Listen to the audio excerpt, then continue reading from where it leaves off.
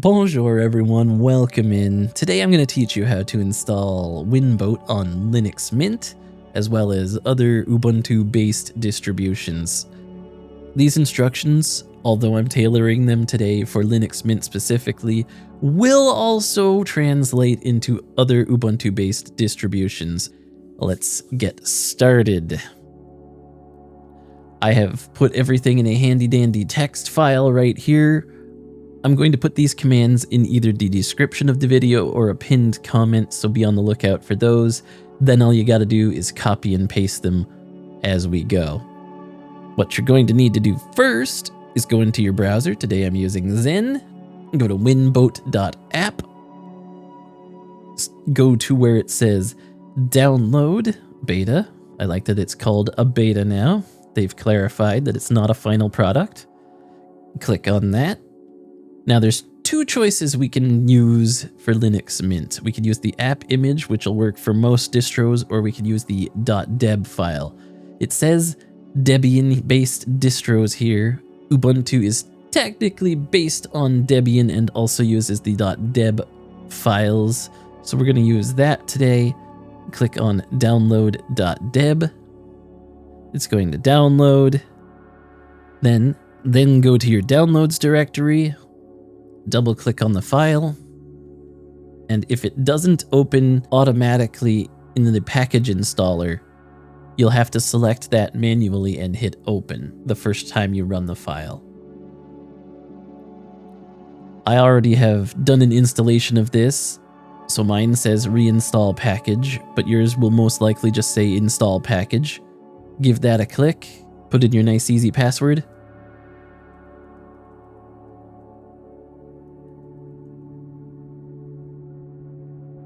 And it'll do its thing.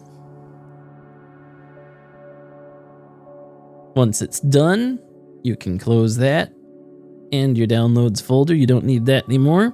And you can also close your browser. I'm just going to minimize mine. Go into the app menu, type in WinBoat. Click on that. And boom, there it is. I'm going to maximize mine so it covers the whole screen. Welcome to WinBoat. Hit next. Agree to the licensing terms. And you'll find that there's some prerequisites that still need to be met, like having Docker installed, Docker Compose v2, all of the Docker groups and user stuffs, and making sure Docker's actually running, as well as installing FreeRDP. If you don't want to copy my notes, there's handy-dandy how links that you can click on that will open in a browser. Fortunately, I have everything we need in that text file, so I'm going to close WinBoat right now and then pop open a terminal. Boom, there's my terminal. Now, let's get started with copying the commands, and I'll tell you what they do. First, we're going to remove all conflicting packages. That is just to make sure our install of Docker is nice and clean. Copy and paste that into a terminal. To paste into a terminal, if you didn't know, is Control Shift and V. I'm going to hit enter. Put in my nice easy password.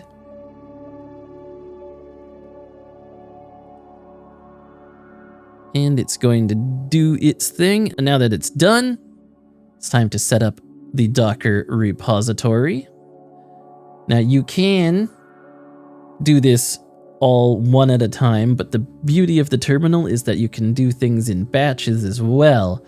So you can just copy everything here and paste it into the terminal. Saves yourself a lot of time. Then you just hit enter. Boom. Done. Now, what we did there was added the official GPG key. Now we've got to add the official repository for apt sources. So we're going to copy everything here again, just like we did a moment ago. And we're going to paste it into our terminal and hit enter. Dunskies. Now we're actually going to install Docker Engine. Once again, copy the command that I've helpfully provided for you, paste it in, hit enter, say yes.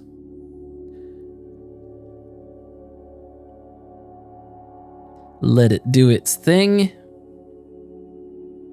This should have started the Docker on its own automatically. Sometimes it doesn't. So let's check Docker's status, see if it's running or not.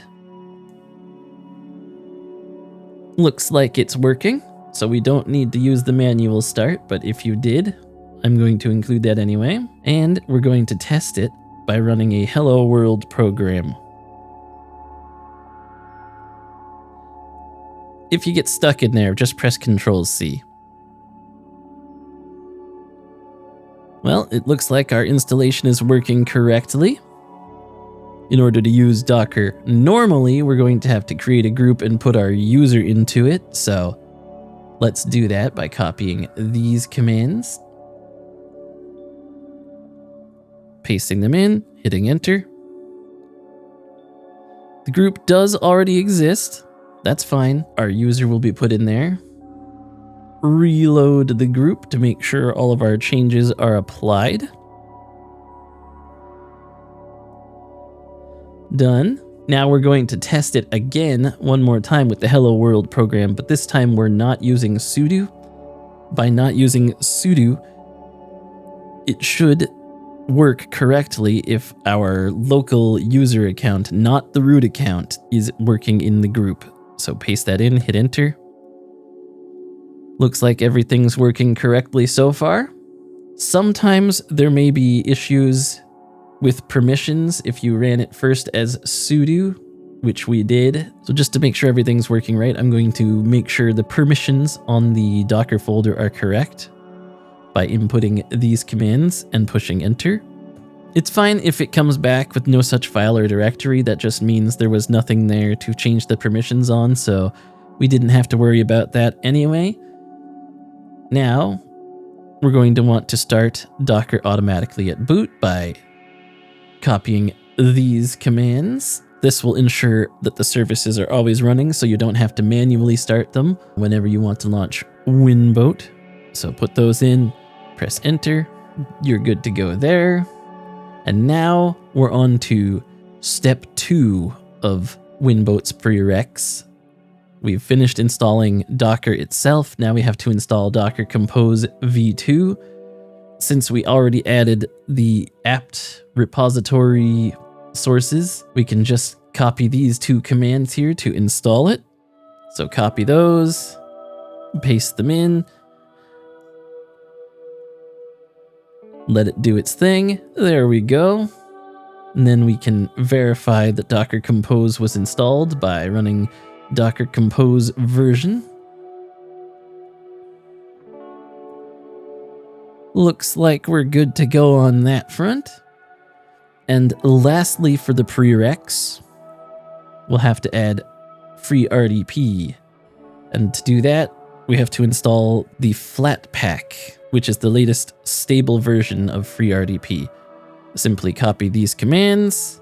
That line installed the repo for the Flatpak, if it didn't already exist. And now we're going to use this one to actually install the Flatpak for FreeRDP.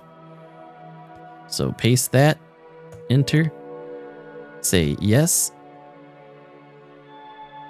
and you should be good to go. Now you can close the terminal. You can close this text document because it's no longer needed.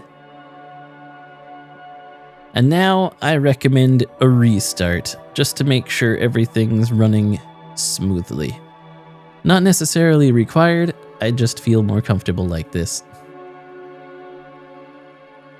See you on the other side. Now that we're back, let's launch WinBoat and see what happens by going into the app menu, typing in WinBoat. Next, agree again.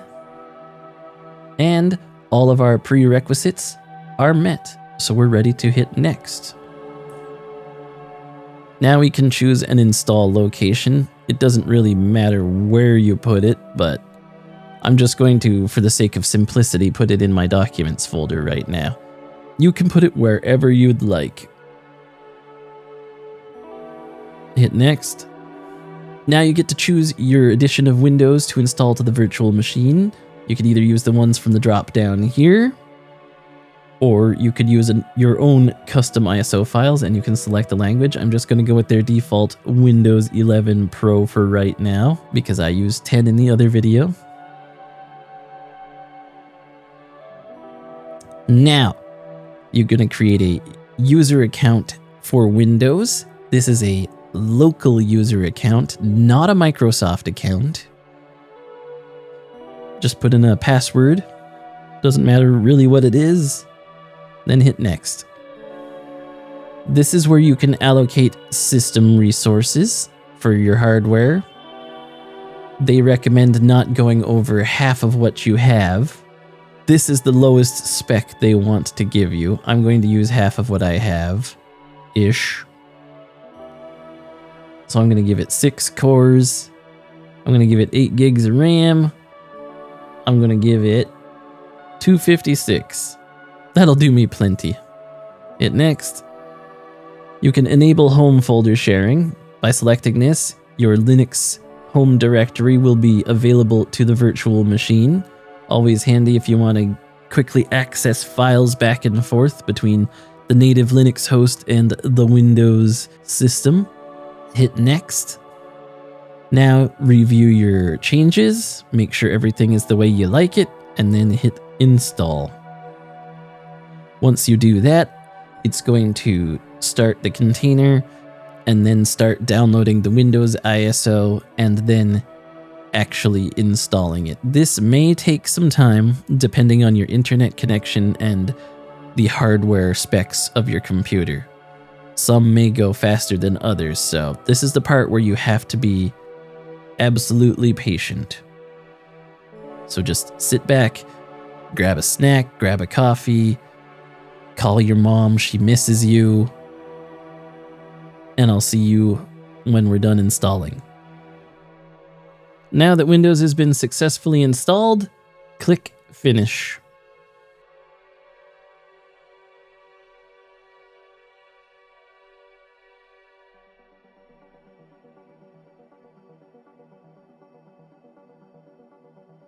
Now you'll be greeted with the WinBoat homepage/dashboard, confirming that WinBoat guest API is online and the container is running. That means you're good to go with whatever you need to do. So now you can access your apps from the apps menu.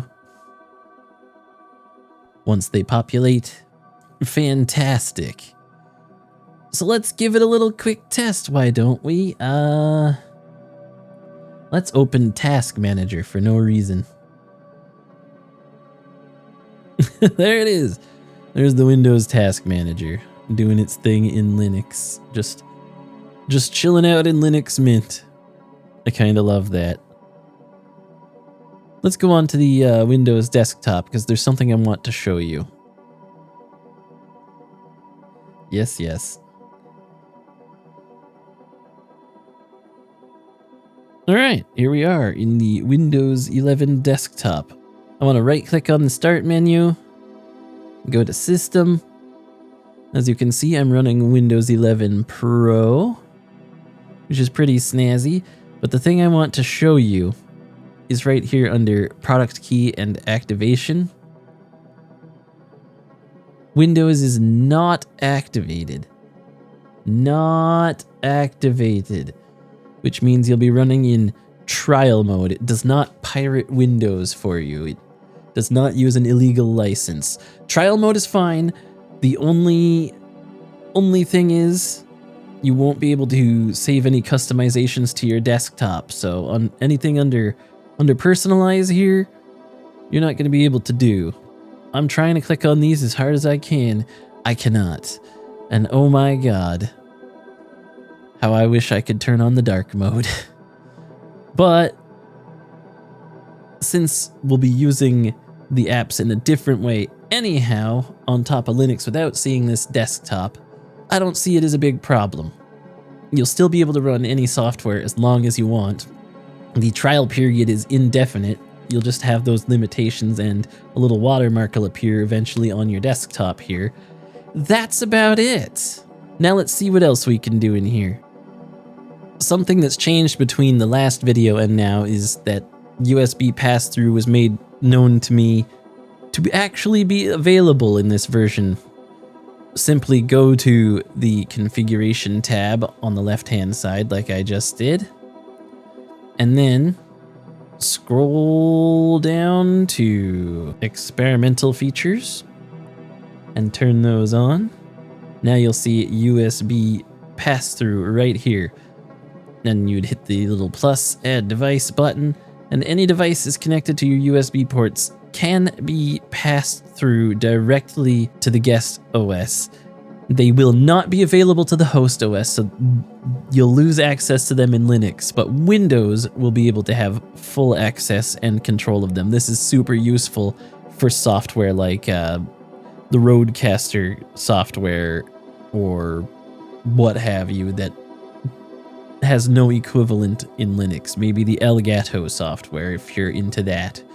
And a whole host of other devices. If you need USB Passthrough, it's right here. There's still currently no GPU Passthrough, so gaming, no, don't do that. Video editing, probably not. It's all software rendered right now, so it's not gonna be great. Photoshop, you totally can do, except it will be a little bit slower because obviously you don't have the CUDAs and all the GPU accelerated features, but it still works. Now let's check out a couple extra pieces of software as a little bonus treat. So head on back into apps. We're going to let it do a little bit of a refresh there. Perfect. And then we're going to run Clip Studio, because why not? That sounds like fun. You guys like to draw, right? Also, because I don't have an actual Photoshop license and I'm not paying Adobe, I can't run that right now. So I'm using the next best thing here, Clip Studio. Let's draw. Also running the trial of Clip Studio because I don't own that either. I use GIMP mostly, but here's Clip Studio running essentially on Linux. As if it was native, not quite. It's just an illusion because we know it's a virtual machine, but hey, better than nothing. Here's how it looks when we draw on it. Works just fine. So, can you use Clip Studio Paint in Linux? Yes. With an asterisk. But what about Fruity Loops? Let's find out. Oh my goodness. Let's try it. Let's try it.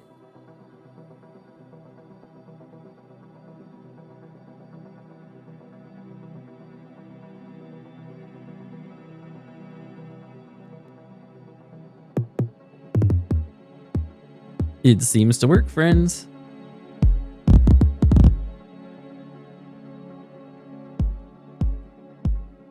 I don't actually use Fruity Loops myself, but look at that. Go right ahead and try it. It'll be fun. Let me know in the comments your experiences with Fruity Loops using WinBoat. That's basically it for WinBoat, friends.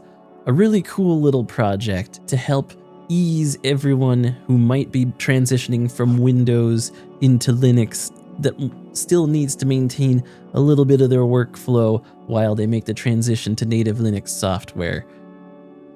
WinBoat's not for everyone. We know more advanced users could probably get better use out of stuff like VirtualBox or maybe WinApps or something like that. Yes, I do know they exist, but WinBoat serves as a nice, easy alternative to those who just want to use a handful of apps on top of Linux in a little Windows virtual machine without the headaches of weird configurations or super janky seamless modes. I'm looking at you, VirtualBox. If you fit into this boat, then give WinBoat a try. You might enjoy it. Just don't try playing Valorant on it. Seriously.